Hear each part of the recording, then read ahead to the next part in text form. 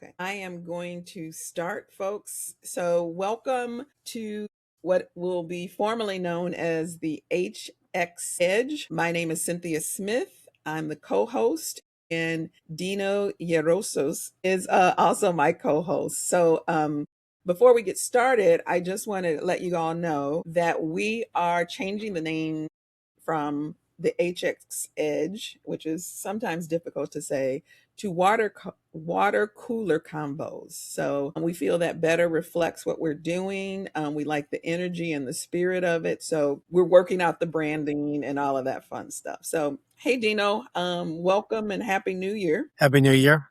Thank you. Yeah. I completely agree. The water cooler convos is more appropriate for the way our conversations typically go anyway. And that opens us up to have more diverse topics as well, too. Indeed. Besides what we've done before.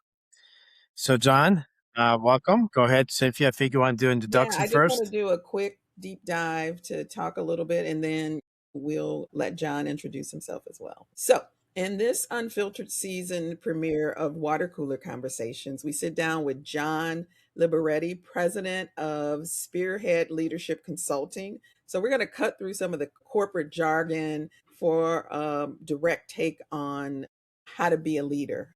And John has some great insights, and he's going to draw on decades experience in high stakes military and corporate environments. So John, take it away. We'd love to hear more about you, more about Spearhead Leadership. Absolutely. Thank you both, first of all, for having me here. I love doing stuff like this. Any chance to have a conversation with like-minded professionals like you guys is great for me. Like I said, I can talk about leadership all day long. So I appreciate you guys having me on. I founded Spearhead Leadership a couple years ago based off of my military experience. So for those who don't know, I spent 14 years in the military as an intelligence officer in the Air Force. And most of that time, I was in charge of different teams of different sizes, different specialties within the Air Force and within the special operations community. And what I was charged to do was either lead the teams or teach the newer officers, the newer promoted officers how to lead those teams. So I acquired years of knowledge and skills through my experience and my mistakes and the lessons learned along the way. And I really grew to enjoy the whole process of helping people become better leaders. So when I got out of the military, I decided, why not leverage that joy and passion and skill set and bring that out into the corporate civilian world as well? Because I found that a lot of the things that we were taught in the military, a lot of the leadership concepts in the military are easily transferable over to the corporate world and to people's everyday lives. The only difference is that the leadership principles in the military were literally battle tested. So I decided to start Spearhead Leadership to bring that over to the corporate world, specifically in the tech sector these days. But it's something that brings me a lot of great joy and passion to be able to help people out, help them grow, improve, and learn the skill of leadership. So I'm excited to do it. And again, I'm excited to be here. So thank you. I love that. Great. Any initial questions? Yeah. So first question is, what's the demand like out there for leadership training within corporations, and what kind of corporations are really investing in leadership and are interested in leadership too? Yeah, it's a great question. It's one I have to ask myself on a daily basis when I'm actually, continuing to go reach out to prospects and different organizations and people. There is what I would call a never-ending demand, in my opinion. This is just my 1 cent opinion, never-ending demand for leadership improvement. Now, whether an organization or a founder or CEO feels the same way in that immediate moment, that's sort of the conversation hurdle that we try to get through at Spearhead when we're working with new prospects.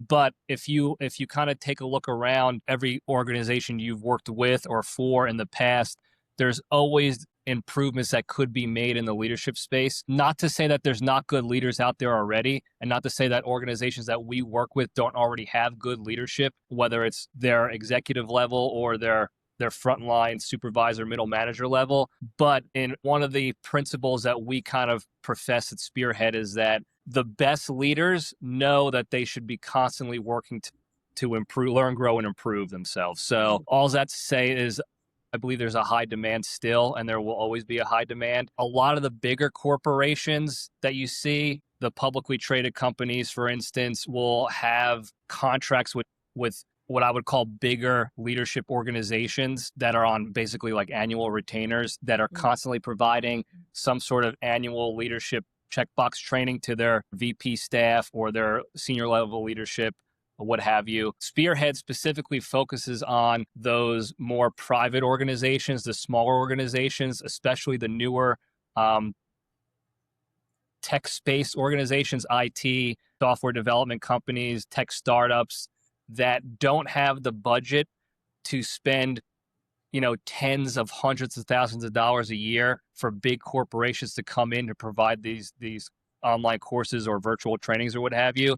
I specifically but I work with organizations that are smaller in size and want that more intimate, specific training that they won't get from the bigger organizations, from the bigger leadership organizations. Go ahead, Sid. I was just going to say, what kind of things, how do you test that folks need this type of leadership? Particularly, say you're hired, what are the next steps? How do you vet these new leaders and say, hey, this is the area you need to grow? Are there just a set of principles that you feel, particularly for younger people who haven't gotten exposed to leadership training, just need? Yeah, again, personally speaking, I always think we need to focus on every aspect of leadership at some, in some time or another. But what I really like to do is I try to build a relationship with the founder or CEO that I'm working with, particularly, to get a better sense of what their goals are for their company, what their goals are for the teams within their company that their managers are in charge of, and then what they see as some of the issues that their teams might be having, whether it's, they're missing deadlines or they're losing talent on a regular basis, or it's taking them, too long to get things done. They're not meeting expectations, whatever those issues might be. I try to work with the founders on a deeper level to identify those, what I call those hair on fire, keep you up at night problems that they're dealing with. So then I build the coaching and training for those managers that they have specific to those problems, and we do it in real time. Oh, love it. So instead of just providing them. Yeah, exactly. Instead of sending them a couple of PowerPoint slides that teach you the basic concepts of communication and conflict resolution and all the buzzwords that you hear in the leadership space that you can just Google yourself. I get in the trenches with the managers or the CEO themselves to identify those goals and the problems they're having reaching those goals at an effective timeline that they're looking for. And then we work on those specifically to solve those problems in the leadership space. Oh, wow. Okay. So you covered, you mentioned conflict resolution, and I was kind of curious, where are you seeing the biggest need in today's leadership? And I heard you customize it, but if you were to summarize the top 3 or 4 needs that you're finding in different organizations, and I know you are focusing on smaller tech startups, but kind of curious, what are you finding out there? Yeah, that's another great question. So what I find with working with people is that the biggest common problems really stem from one main problem and then kind of branch off, and these other second, third order effects kind of splinter out and create these other smaller problems that they think might be the actual root cause. But I find that especially in the tech space, the human connection, the human to human relationship building, that relationship is the make or break point for the other problems either being there or not being there for an organization. So for instance, there's a lot of communications breakdowns that happen. There's a lot of trust issues that I see. There's some toxic work environments that I see, retention of talent issues that I see where high performers are leaving for other opportunities for one reason or another. And as I dig through with the organization I'm working with the company or the client I'm working with, I find that really the main problem that's going on is that there's poor relationships between the manager and his or her team members. And that's creating poor communication, lack of trust, poor work ethics, high performers wanting to leave the organization for other opportunities, and all the other issues that happen, deadlines being missed, sales calls being dropped, whatever it might be. You kind of bring it back, and it comes, really comes down to the relationship. How strong are the relationships between your managers and your people? And that's going to really dictate the success of those teams in the business. Now, do you see that manager as the central problem, or as just lacking training? When people are, I think I've read a quote that says people don't necessarily leave jobs, they actually leave managers. And so, where do you see this breakdown, and can it be repaired? Can that manager repair the relationships with with his team or her team? Yeah, I've actually seen that quote a lot. It's annually the top 5. Most of the time, it's the number one reason why people leave their jobs is because of their supervision, their bosses, the poor relationship with their supervision. So that is a big focus item that I have when I'm working with people. And yes, it can be repaired, depending on the severity of the relationship and lack of trust that there might be. And I don't want to get too far into the weeds, but there's obviously nuance per situation and per relationship and per client. But I always look for the possible solution to repair the relationship. Some are going to take longer than others. Right. Some may not be repaired. I don't like to sugarcoat and lie to a client and say, oh yeah, we'll fix all the relationship issues, no problem. Sometimes it's a matter of this manager or this person is just not the right fit for this role or for your organization based on your goals for the company and the values your company has. You might need to get somebody else. I don't always like to do that. Again, being in the military, we weren't, for better or worse, we can't just fire people in the military and get new people on our team and new commanders and new leaders. So we grew up in an environment where we had to find creative ways to improve the leadership within our teams, or to improve our employees or our teammates' work ethics or motivations and dedicated, whatever it may be. So I don't like to always jump to, hey, if the person's not working out, just fire them and get somebody new, because that's not a good long-term solution. Yeah. The long-term solution is to repair a relationship and teach somebody, especially in the leadership role, teach them how to build and maintain and grow strong relationships long term. Indeed. What if the CEO is the problem? That's happened before too. That's part of sort of the investigation process when I'm building a relationship with that CEO or founder. Now, a big factor in this that I'm sure you guys have experienced in the past in your lives and careers, our egos get in the way of a lot of growth and improvement in our lives. So we'd never like to admit, especially to a stranger like myself, I'm coming in from the outside, nobody wants to admit that they have problems that they need to improve upon. So I have dealt with founders and CEOs who it's pretty clear that they may be the biggest source of the issues and hurdles going on the leadership end. And that's a conversation I just had with them. Again, that conversation becomes a lot easier when we built a relationship and a good rapport. Indeed. And there's a trust between the two, because then we can drop our egos down a little bit and have those honest conversations. It's not easy to do. It's a simple thing. Build the trust and the egos will kind of drop, but it's not easy to do. So it takes time and effort, but it has been, an instance in the past where the CEO who wants to get their managers to be improved leaders, better leaders, is actually one of the sources of the issues going on in that company. Wow. Okay.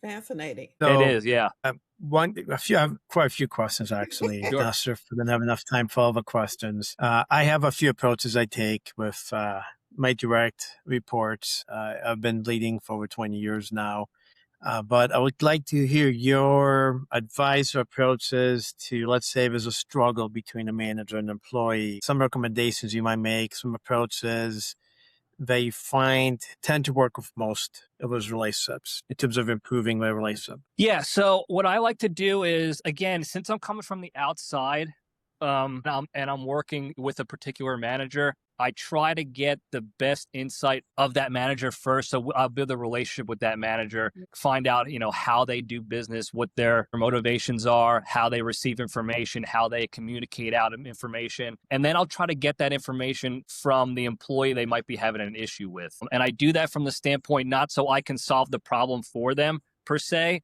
but I can teach them how to solve the problem themselves in the future. So again, I don't like to cookie cutter or just copy paste like a general, here's how you deal with a conflict with an employee, because it's going to be situation dependent and it's going to be relationship dependent too. So the general framework I use is to get a better understanding of the employee you might be having an issue with, work on your communication, and I don't want to call it interview skills, but when you have a conflict, the first inclination is to tell somebody something. You're not doing this right. You didn't answer this email.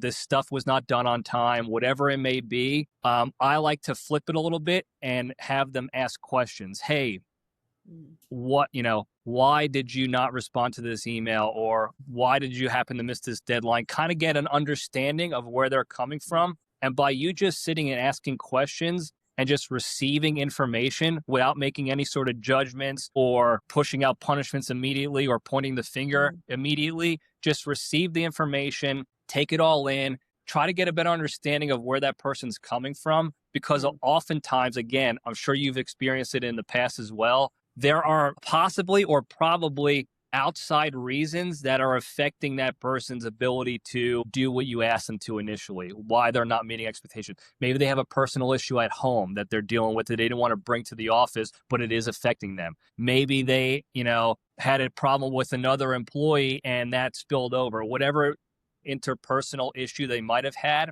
internally, you want to find that out, because again, you don't want to just assume they didn't do this right or they're the problem and I'm going to hold them accountable and discipline them accordingly. You want to find out. Maybe it wasn't them. Maybe the problem was that you as the manager didn't provide the support that they needed to accomplish a task or whatever it may be. So my long story longer, if I'm going to be as general as possible, I always say ask questions first, gather information like you're investigating something before you make any sort of decisions or rash reactions emotionally towards the conflict itself. And I found in my own personal experiences in the Air Force that I would say easily 75% of the time, the conflict could have been or was handled without anger or issues or further problems because of just sitting down, having conversations, asking questions, and not immediately assuming. And that seems so simple, but it doesn't happen. Even No, as it's an individual contributor, I generally manage teams, not necessarily direct reports. And just having the conversation just doesn't, and we have different assumptions. I have become very clear about giving a date and time when I want something due, as opposed to say, we need this done. Okay, when do we need it done? So it's just, I love this building trust via communication. Yeah, it's a huge thing. You can, like I said, you can go back and see, like I always say, the main problem that people may have is relationships, but communication is the very first and most common fallout consequence of a poor relationship. Indeed. And to your point, that example you just gave was, provide dates and times and make it as clear as possible is definitely better than just saying, I need this done ASAP. That could mean anything. I always try to focus on that. Another thing we like to do is we're getting into the weeds with our clients and their relationships with people. Now, when you're speaking to your whole team, either via an email or a staff meeting, you want to be clear and explicit and transparent in your communication, but it's more of a broadcast as opposed to a nuanced conversation. When we're talking about individual conversations with your team members, especially when it comes to conflict, you also want to be versed in how they receive communication. I'm a very direct human being, as you know, Cynthia. I was born and raised in New Jersey from an old school Italian-American family. Yeah. I went to the military after college. So I am all about direct feedback, no nonsense. You can be loud, you can be angry. As long as you give it to me straight and to the point, I'm good with it. Most people are not like that. So I want to know how the people on my team receive information, because if I'm coming at them with my Jersey attitude, they're not going to necessarily respond to that very well. And that's a communication breakdown. And it's not because I wasn't clear enough potentially. It was because I didn't know how they received that information. So now I'm creating the communication breakdown because I'm just assuming people receive communication the way I do. And that's something that, again, we try to break those habits from the managers. I'm smiling because I know another John from New York that I worked with a consulting firm, and John was also very direct. And I think some of the Midwestern coworkers of mine struggled a little bit with the directness. Yeah. John brought to communication. And I completely get it. And directness is common among different groups of people as well, too. Mm-hmm. Some European cultures can be very direct at times at the workplace as well, too. Definitely. And that could rub some people the wrong way. So I got a different question, and similar to the ones I've asked, but let's say there is a new manager, new leader, could be a new director, an organization, and it just started out, and they're going to have a team. They're going to have a team of X number of people. What would you recommend they do so they can build those relationships and build the communication you were speaking about before? Because we've talked about some potential problems, but how does someone step into a new role and step in a way where they do it the right way so things work out? They build those relationships up and down the organization. Yeah, so I just want to make sure I'm clear on the question. You're talking specifically more so towards newer managers, newer leadership. That's right. New hire, new director, new manager, someone who's coming into a new leadership role. Existing leadership role, and there's existing talent. How does that person connect with people that are going to report to him, and also his peers and people going to report above that person as well too? Yeah, that's a really great question. And again, it's a huge focus item that I deal with, especially in the tech space with new managers, whether they're promoted from the organization already or they're outside hires. The best way, the best thing that I try to teach and coach people how to do right off the bat is to be able to put your hand up and let your team know, hey, I am new here. I am learning a lot about your individual skill sets and your job and your responsibilities, and be honest and transparent. Like, bear with me a little bit here as I learn about you guys and what your capabilities are, what you need from me so that I can be able to provide that from you. The best thing that you can possibly do when you're coming into a new leadership role is to not be the guy or gal that thinks that they know everything and they have all the right answers and all the best ideas right off the bat, simply because they're in the role that says supervisor next to their job title. That right off the bat, if you do that, you're already putting up walls between you and your team, and those walls are much tougher to break down than if you just can, again, drop that ego a little bit, set it aside for a second and just say, hey, I'm excited to be here, part of this team. I'm going to be learning a lot about your guys' skills and experience from you so that I can eventually be able to give you the best support and resources and leadership you need to succeed. And that drops the guard down, letting them know that, oh, this person is comfortable being vulnerable around us and that they're going to seek our sage advice because we've been here. We're the team that's been working here for a while. We're the performers. And that immediately starts to build the trust as opposed to you having to fix a broken trust relationships.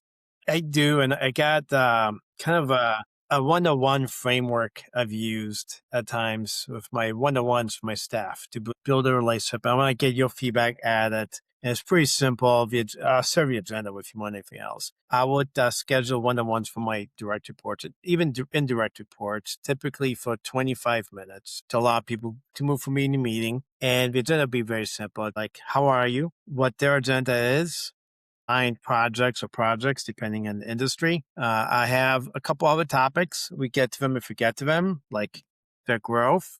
And then I just have a generic over. But the key is to make sure I'm available to each team member for at least 25 minutes each week and have a conversation. And I start with a how are you versus straight into work. just to build a relationship and find out something you were mentioning earlier. It's like you never know what's going on in someone else's life. So I just want to get your opinion on that framework. What's your view, pluses and minuses, and so on? Yeah, no, I love that.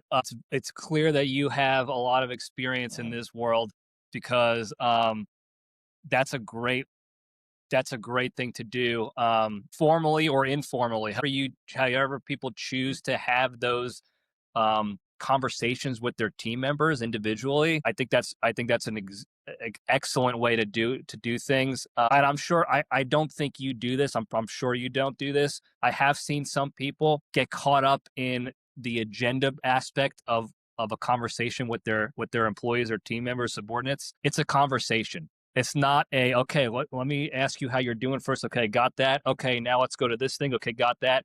You're just having a conversation with a team member. You're learning about them. You're building a rapport. You're kind of getting the rhythm of how they have conversations in general. You'll learn about what they're working on. You'll learn about what some of the stuff that they've done in the past, maybe, and things like that. So again, I could go on and on about that, but I love that. And you say you do it weekly? You try to do it weekly with? Yeah, I did weekly. Now, it also depends on the individual too. Sure, yeah. So if someone is very independent, seeing if they enjoy them or not. Some people are introverts, some people are extroverts. So I will customize my one-on-ones to the individual as well too.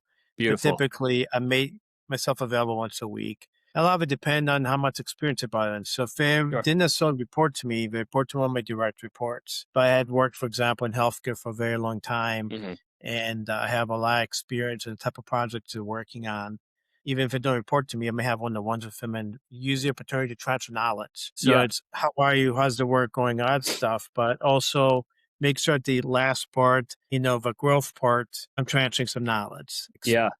Sharing something I've learned, answering questions, whatever. But the key is I've made myself available for at least 25 minutes. And if you need more time and I have more time, I'll make more time available. The key is to make them as productive as possible. It's not how much work I can do. It's more how much work the 18 people report to me, keep them happy, keep them productive, keep them engaged. And by doing that, I have a more productive, engaged, and hopefully high retention of employees as well too. Yeah. And I love that, especially that sort of mentorship piece you do at the end of your conversations, because that's another aspect of leadership that I think a lot of times we kind of forget about. We kind of get into the weeds of our day-to-day, especially if you're a founder or CEO of an emerging company. You're doing a whole lot of admin stuff on the side here. You're working on the growth and strategy over here of your business. And then you got to make sure your team is running well. And then you kind of forget that, like, hey, part of my role as a leader is to help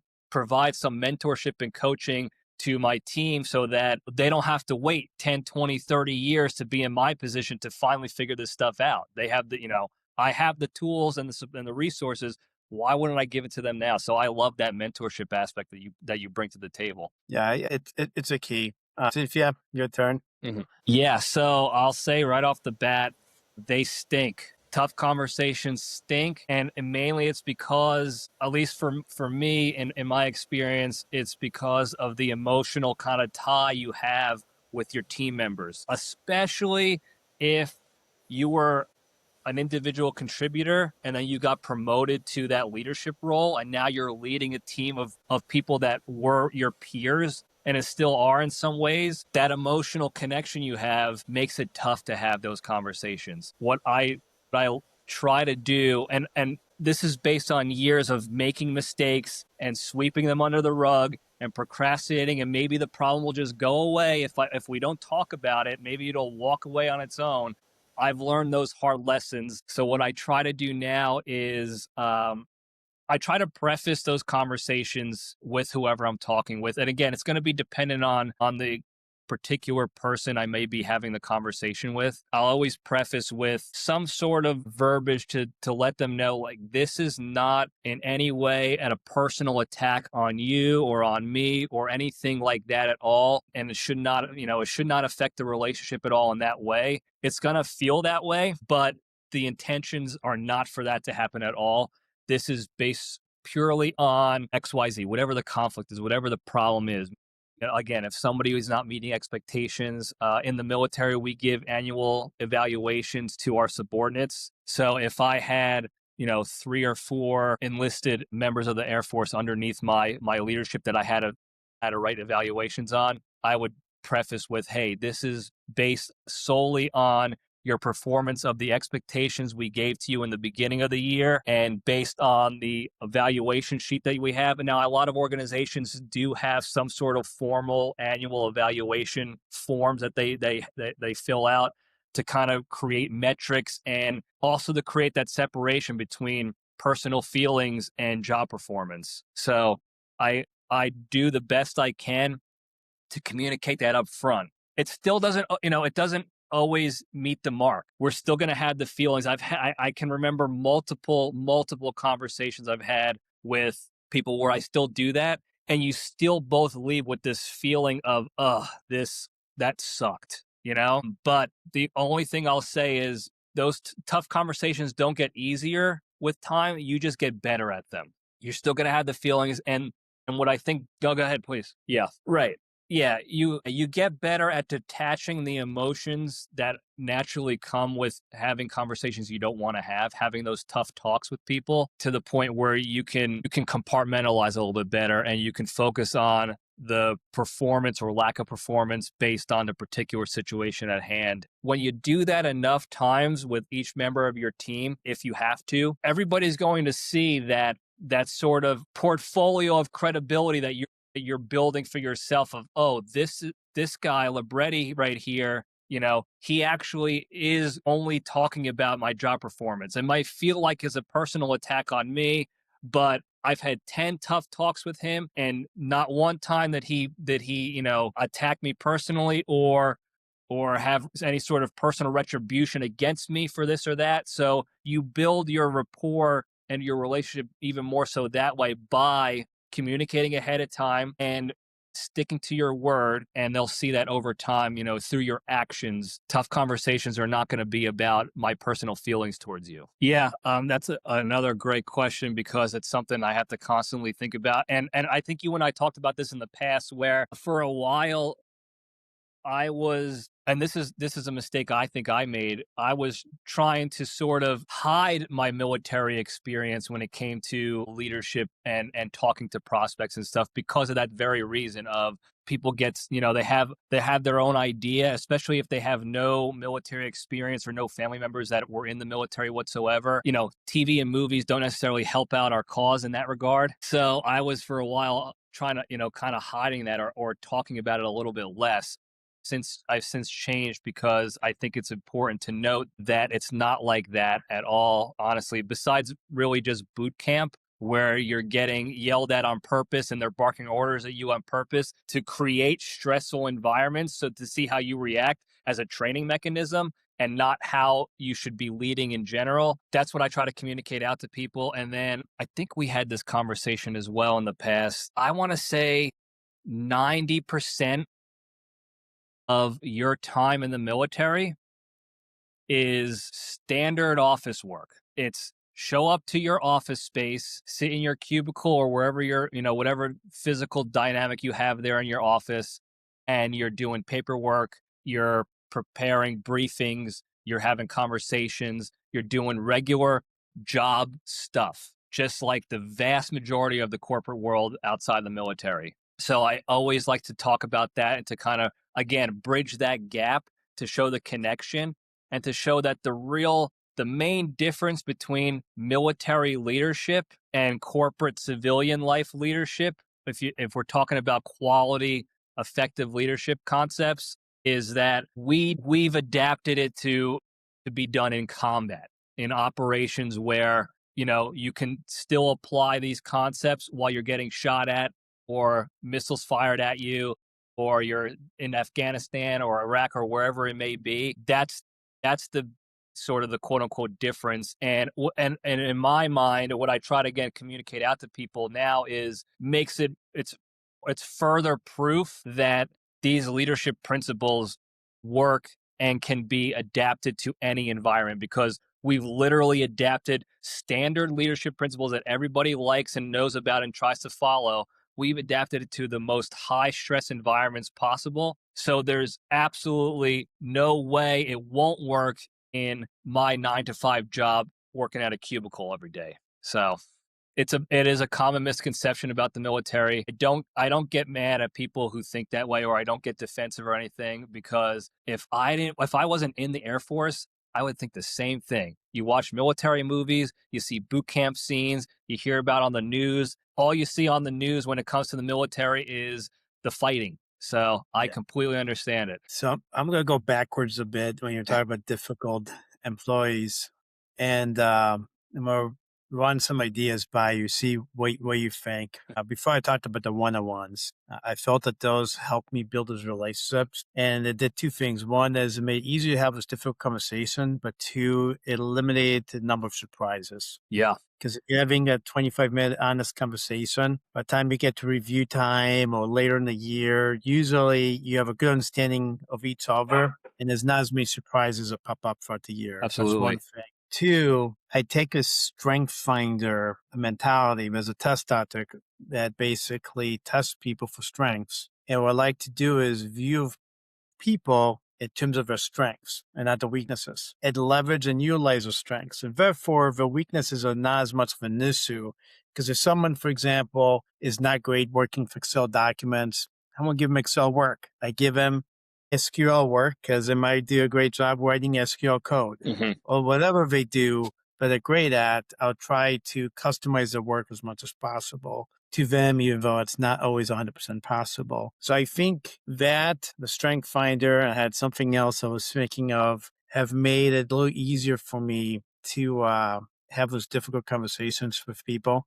Keyword you used earlier was motivate. Knowing what people get motivated by. I find that to be a strong tool in terms of having those difficult conversations. Now, I'll give you an example. I had this employee a long time ago. His name was Gary. Hi, Gary, if you happen to be listening. But it was very much a long time ago, and Gary's retired. I had an initial discuss with Gary, and what I didn't necessarily know exactly was what would motivate Gary. Me and Gary had a friendship before it became his boss. For example, you described earlier for new bosses, sometimes your peers was Gary's peer and became his boss. And I went into giving him the feedback by starting out about how what he was doing was impacting him and his relationship with his bosses, how it impacted the organization, how it impacted himself, how it impacted his peers. And as I went through that exercise, it turned out he didn't really care too much about his bosses, didn't care how much it impacted him.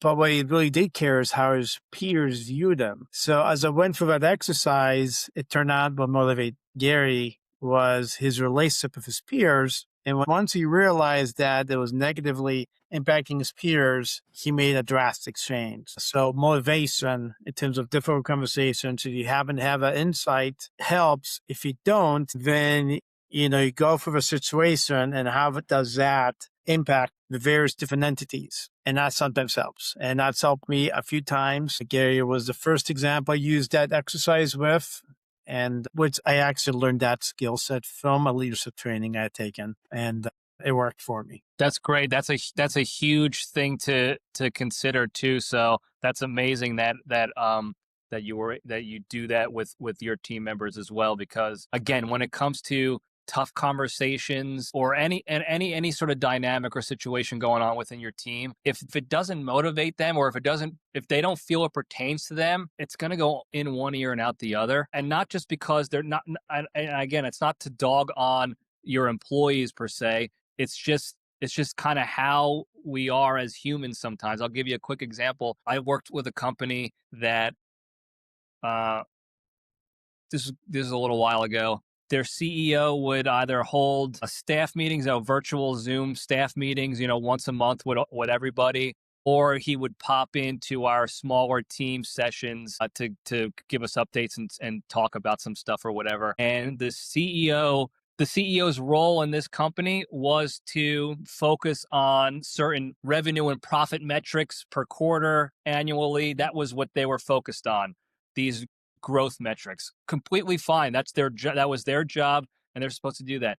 But all this person talked about during staff meetings and things to the team, at the lower level, we were the cogs in the wheel, if you will, at the time, was, make sure that we're focusing on doing everything we can to get our numbers up. We got to increase revenue by 12% next month and next quarter and next year or whatever, so that we can hit our margins and hit our goals. And I'm going to tell you something, as an individual contributor in that role, in that particular organization, I didn't give two craps about those numbers. And it wasn't because I didn't like the CEO. I didn't think the CEO was a bad person. I think they were a good CEO for the company, but nobody cared about that person's bigger growth goals because they never actually communicated out how it related to us. What does that mean to the team?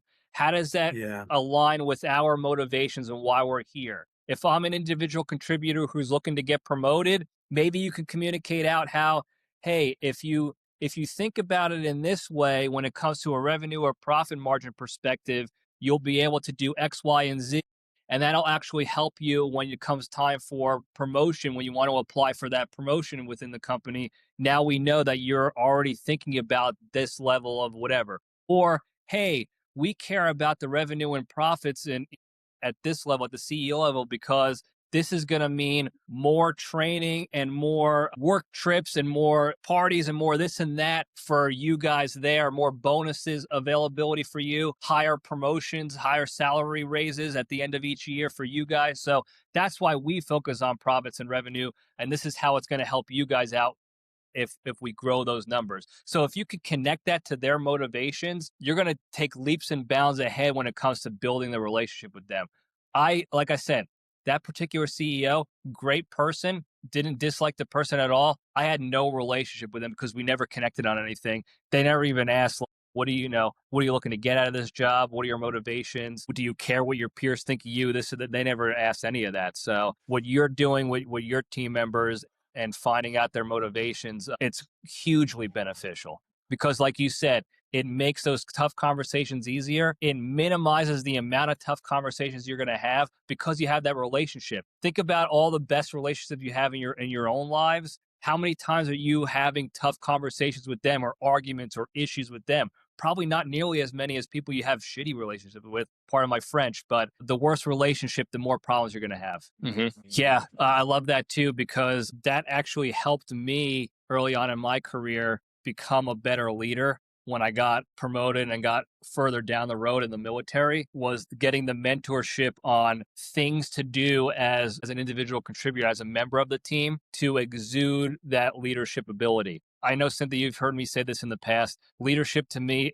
and I think to everybody, I don't know, I can't speak for everybody, but leadership to me is a skill set that we build. There are people who are born with, maybe higher talent and natural born ability to be a better leader, that more potential, but it's a skill set just like anything else. As a leader, if I'm trying to mentor my team members, my employees, whoever it may be, I want to try to instill those skill sets in them at the lowest level, at the initial frontline level right there. Even if they don't want to look for promotion, if that's not their career goal and motivation, these principles are going to help them in their daily lives, their personal relationships with their family, their friends, whatever. So I'll try to work with them, whether it's formal kind of mentorship discussions or just putting in positions where, hey, team, we got this task that we have to do and over the next 6 months. It's doing X, Y, Z.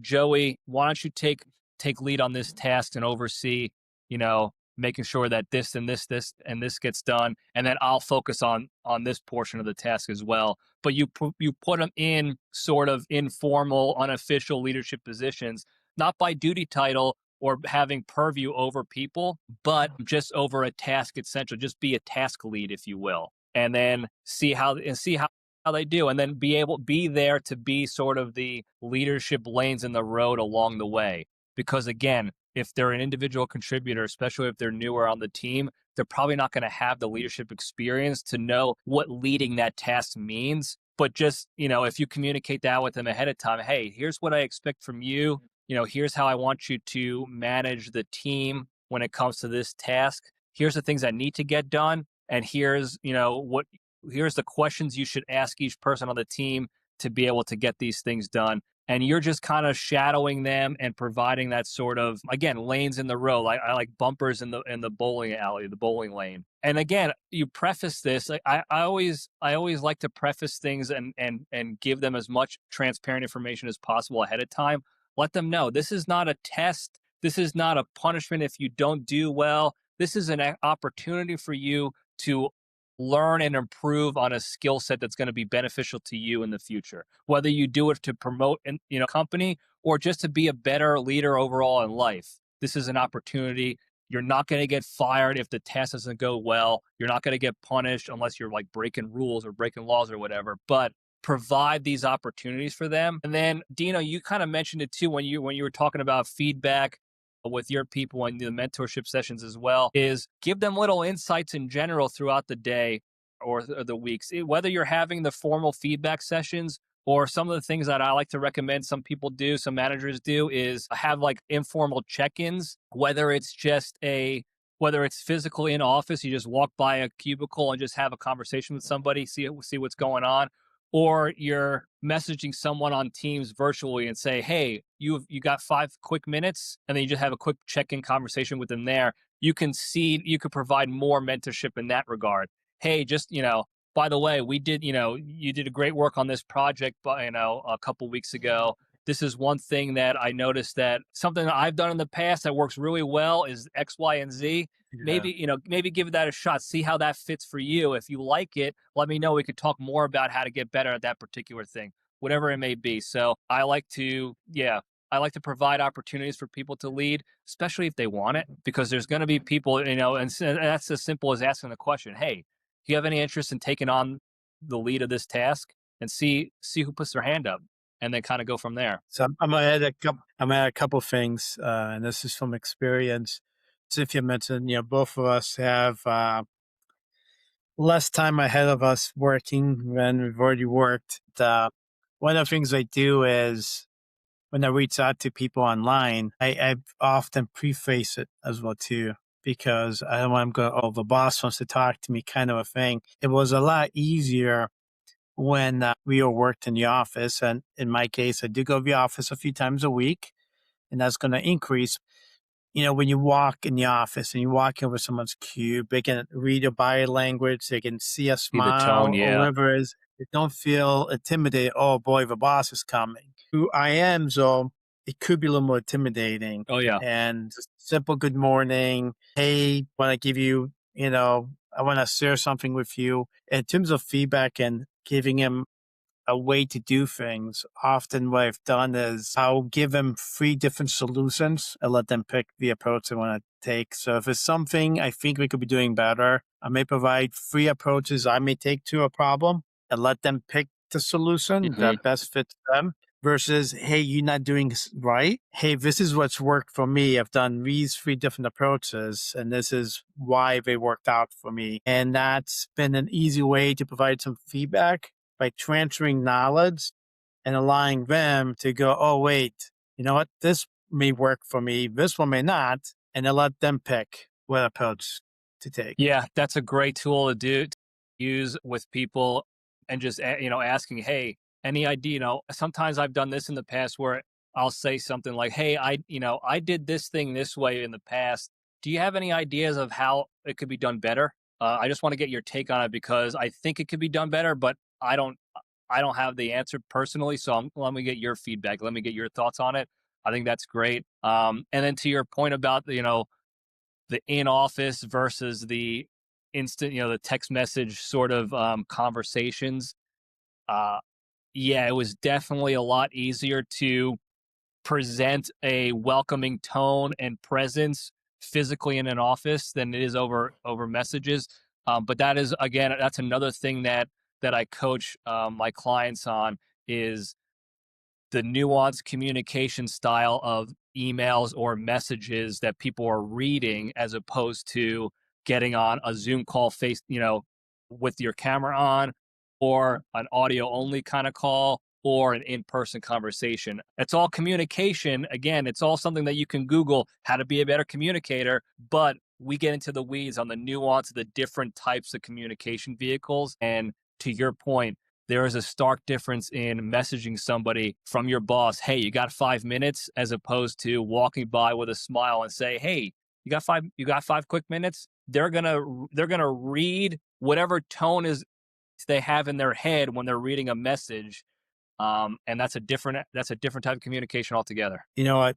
I love the word trust you just used, Cynthia, because it's exactly, it makes a huge difference with all of our conversations. Once you build that trust, it helps build everything else within the relationship with the employee. One approach I take, and the thing too is we are all different. So the approaches I may be taking doesn't necessarily mean it works well for everybody else.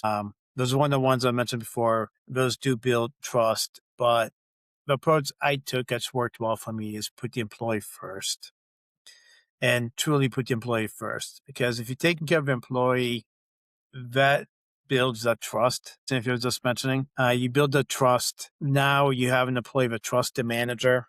Cynthia, you mentioned earlier, most people don't leave jobs, they leave the managers. So once you build the trust, you basically end up having a much higher retention as well too. You have productive employees who are happy, go lucky, and not always, you can't control everything in the world.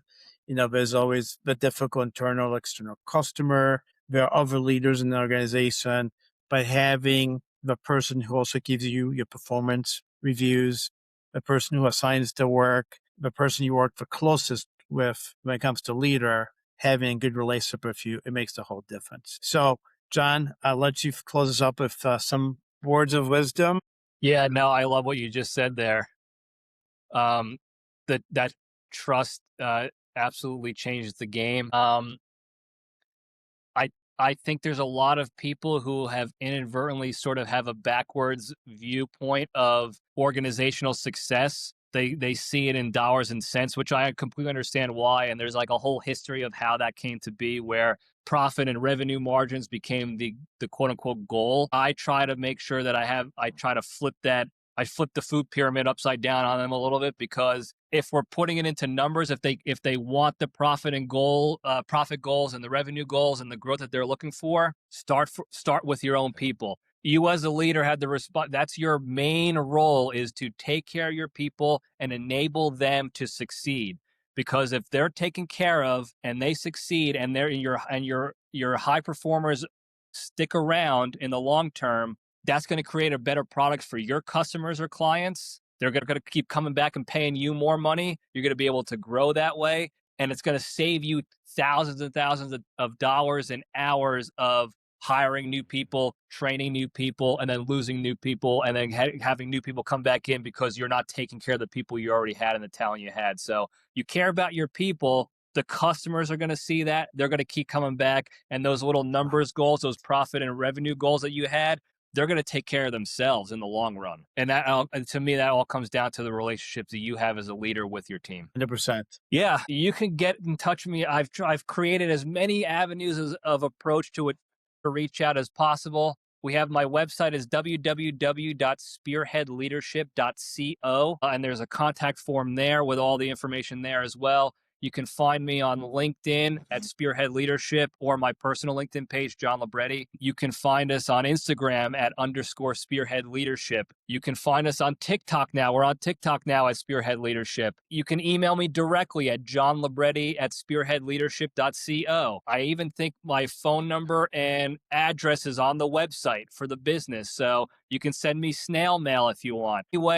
Any way you want to reach out, feel free. There's the YouTube page we have at Spearhead Leadership on YouTube. I do my leadership podcast there, the Libretti Leadership Lab. So that's available there too. So that's going to provide you more leadership value and content there. And like I said, I got my phone with me all the time. I work remotely. So no matter what location I'm at currently, I'm available to speak with people and help them become better leaders in their organizations and their lives. Absolutely. Thank you guys so much for having me on. Thank you. This was incredible. Anytime you guys want to talk about leadership on an episode, off an episode, whenever you want, feel free to let me know, because I love talking about it. And it was great talking with both of you today. Definitely. It was a blast.